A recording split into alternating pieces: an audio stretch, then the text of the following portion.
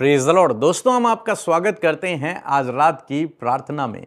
और आज मैं आपसे बात करना चाहता हूं कि परमेश्वर आपको समाज में शिरोमणि ठहराएंगे और आपके परिवार में जो लड़ाई झगड़े हैं वो भी दूर होंगे। जैसा कि आप जानते हैं कि हम लोग सीख रहे हैं आत्मिक उन्नति की कुंजियों के विषय में, और आज एक विशेष कुंजी मैं आपको बताने जा रहा हूं जो हम मसीह लोगों के लिए बहुत ही इंपॉर्टेंट है, बहुत ही आवश्यक है। मैं यूं कहूं कि हम मसीह जीवन का आधार है। और जब आप इस कुंजी को अपने जीवन में अप्लाई करेंगे, जब आप इस बात को जो मैं आज आपको सिखाने जा रहा हूं इसे अपने जीवन में अप्लाई करेंगे, तो निश्चय यूं मान लीजिए कि परमेश्वर आपको समाज में शिरोमणि ठहराएंगे और आपके जो लड़ाई झगड़े हैं जीवन के वो सब दूर हो जाएंगे। पारिवारिक लड़ाई झगड़े भी दूर हो जाएंगे। ये बहुत इंपॉर्टेंट है। एक बार प्रभु यीशु मसीह ने एक दृष्टांत सुनाया और प्रभु यीशु मसीह ने कहा कि एक व्यक्ति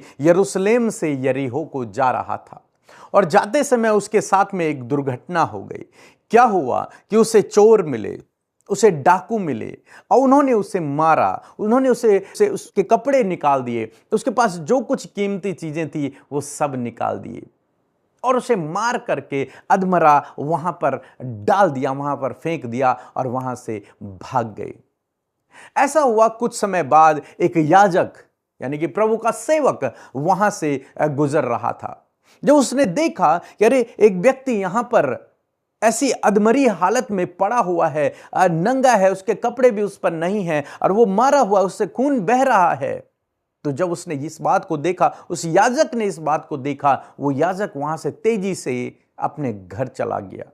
उसके बाद एक और व्यक्ति जो कि लेवी था वो भी वहां से गुजरा और उसने भी जब देखा ये व्यक्ति को किसी ने मारा हुआ है, इससे लहू बह रहा है, इसकी अधमरी हालत हो रखी है, इसे डाकुओं ने पीटा है, उसे इस बात को देखकर वहां से चला गया, ये सोचकर कि कहीं हम इसकी मदद करेंगे, कहीं हम इसकी सहायता करेंगे तो कहीं लोग हमें भी ना मार दें, हम पर भी इल्जाम न लगा दें। हम तो पवित्र लोग हैं, हम तो परमेश्वर के लोग हैं, हम तो धर्मी लोग हैं, हमें इस पर हाथ नहीं लगाना चाहिए। और वो दोनों अपने अपने घरों को चले गए। लेकिन ऐसा हुआ, कुछ समय बाद वहां से एक और पुरुष गुजरा जो कि सामरी था। और सामरी मतलब यह है जो अधिक ज्ञान नहीं रखते थे परमेश्वर का। जो यहूदी और सामरी दो जातियां वहां पर थी। तो जो यहूदी थे वो अपने आप को ऊंचा समझते थे और जो सामरी थे, यहूदी लोग सामरियों को नीचा समझते थे। उनका कोई वैल्यू नहीं था यहूदियों की नजर में। और जो ये व्यक्ति जिसको डाकुओं ने मारा था ये यहूदी था और इससे पहले जो भाग गए उसे देखकर वो भी यहूदी थे, मतलब परमेश्वर का ज्ञान रखने वाले, परमेश्वर के चुने हुए लोग। और ये जो सामरी था इसे कुछ नहीं पता, परमेश्वर के शास्त्रों का ज्यादा नॉलेज इसे नहीं है। लेकिन इसने एक काम किया, इसने उसे उठाया, उसके घाव पर मरहम पट्टी की, उसके बाद उसे उठाकर यह डॉक्टर के पास लेके गया और डॉक्टर ने उसका इलाज किया। डॉक्टर की फीस भी इसने दी और एक देखभाल करने वाले व्यक्ति से कहा कि तू इसकी देखभाल करना। उसको पैसे भी दिए और कहा यदि और भी पैसा लगेगा इसको ठीक करने में तो मैं दे दूंगा, इसे ठीक करो। तब प्रभु यीशु मसीह ने कहा कि जिस व्यक्ति को डाकुओं ने मारा था उसका पड़ोसी कौन है? इन तीनों में से जो याजक था, जो लेवी था, जो सामरी था, इन तीनों में से कौन इस व्यक्ति का पड़ोसी ठहरा?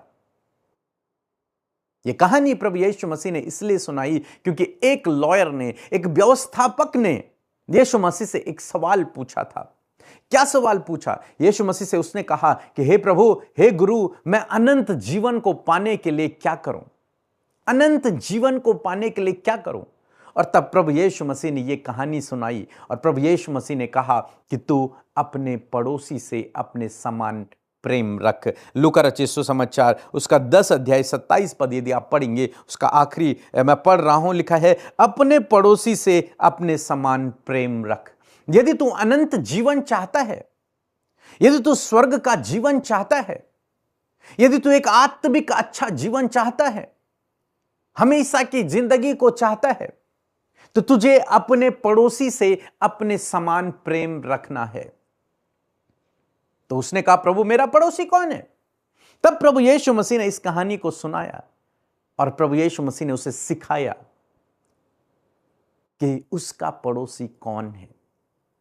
जितने भी लोग, मैं यूं कहूंगा साधारण सी भाषाओं में मैं आपको समझा रहा हूं, जो भी लोग आपको नीड में, जरूरत में मिलते हैं, उनकी मदद करो, उनकी सहायता करो। वो सब आपकी क्या है? पड़ोसी हैं।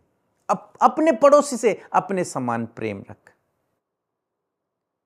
इस सामरी ने क्या देखा? ये मरा, ये मरने पर है, इसको पीटा गया है, इसका लहू बह रहा है। अब इस सामरी ने यह नहीं देखा ये तो यहूदी है।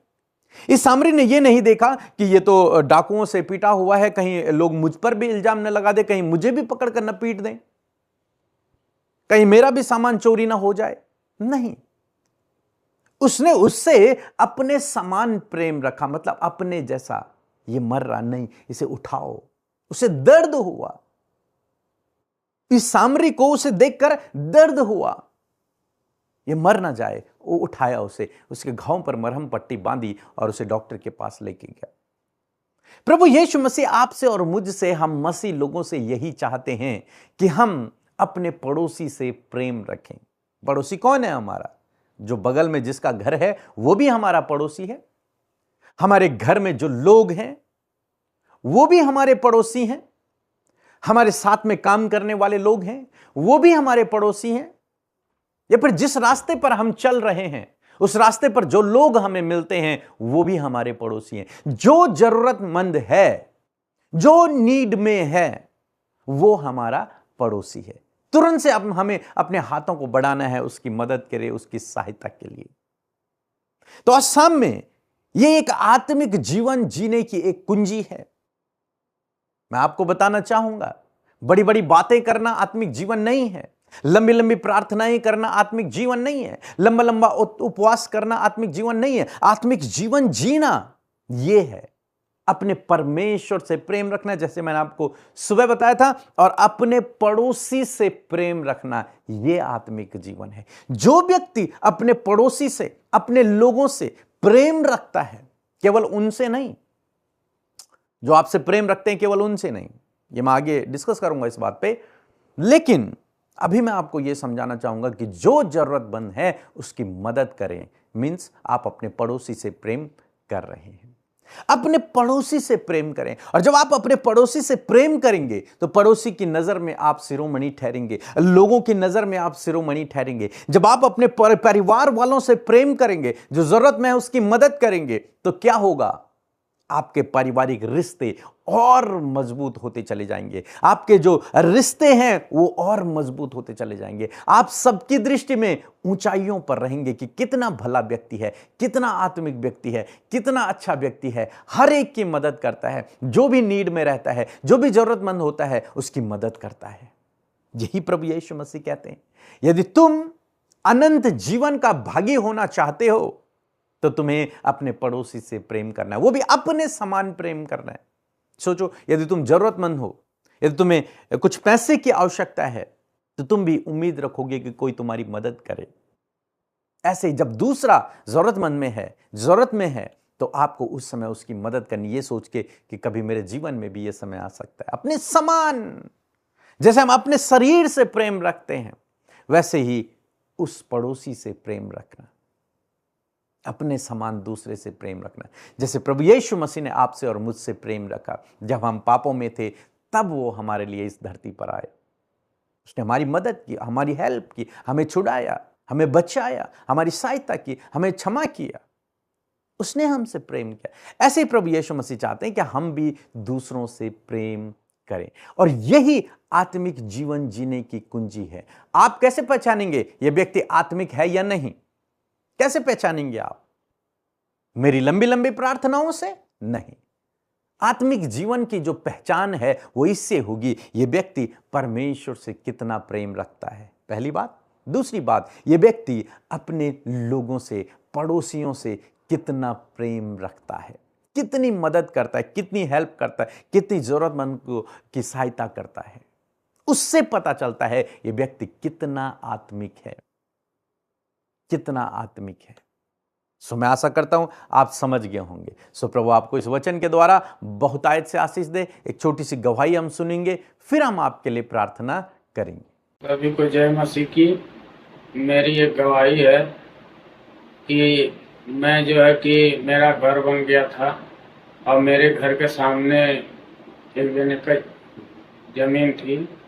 उस ज़मीन के लिए मैं पीके मसीह और अमृता सिस्टर के साथ में प्रार्थना करता था कि वो ज़मीन मुझे प्रेम से मिल जाए ज़मीन। और उस ज़मीन के लिए मेरे वो लोग आते थे, मेरे घर के सामने ज़मीन थी, पानी वानी जाता था, रोज रोज कलेश करता था वो लोग उन लोगों से। लेकिन मुझे विश्वास था कि परमेश्वर एक दिन हमको उस ज़मीन को देगा। और हम लोग जो है कि किसी से कुछ भी नहीं बोलते थे।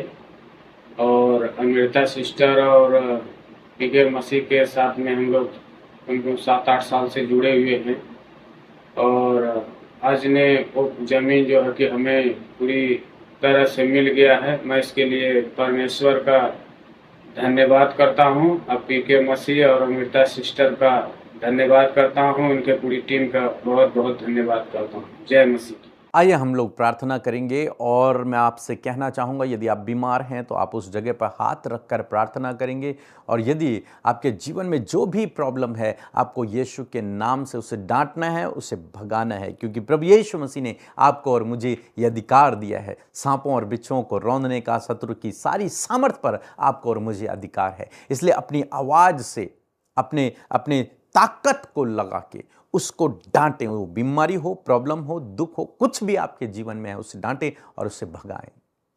प्रभु यीशु मसीह, मैं प्रार्थना करता हूं इस बहन, इस भाई के लिए मेरे प्रभु, जो आज हमारे साथ में इस प्रार्थना में शामिल हैं और जिन्होंने इस वचन को सुना है। प्रभु, आत्मिक जीवन की कुंजियों को जो लोग सीख रहे हैं पिता, मैं धन्यवाद करता हूं प्रभु, जब आज इन्होंने सीखा है कि वो अपने पड़ोसी से अपने समान प्रेम रखें, तो होने पाए खुदा उन पवित्र आत्मा की सामर्थ्य आप इस भाई इस बहन को दें प्रभु, ताकि ये तेरी वचन के अनुसार अपने जीवन को व्यतीत कर सकें। उन पड़ोसियों से, उन लोगों से जो जरूरतमंद हैं, उनकी ये मदद कर सकें, उनकी ये सहायता कर सकें, उनके साथ में ये खड़े रह सकें, ये उनको छोड़कर न भागें। जैसे वो व्यवस्थापक भाग गया था, जैसे वो याजक भाग गया था, जैसे वो लेवी भाग गया था, ऐसे ये लोग न भागें प्रभु, बल्कि ये जरूरतमंद की मदद कर सकें, एक सच्चे पड़ोसी ये बन सकें प्रभु। यदि इनके जीवनों में लड़ाई झगड़े मन मिटाऊ हैं पड़ोसियों के साथ में, अपने परिवार वालों के साथ में, तो इन्हें ऐसी शक्ति और सामर्थ्य दे कि ये उन्हें क्षमा कर सकें और उनसे प्रेम कर सकें प्रभु।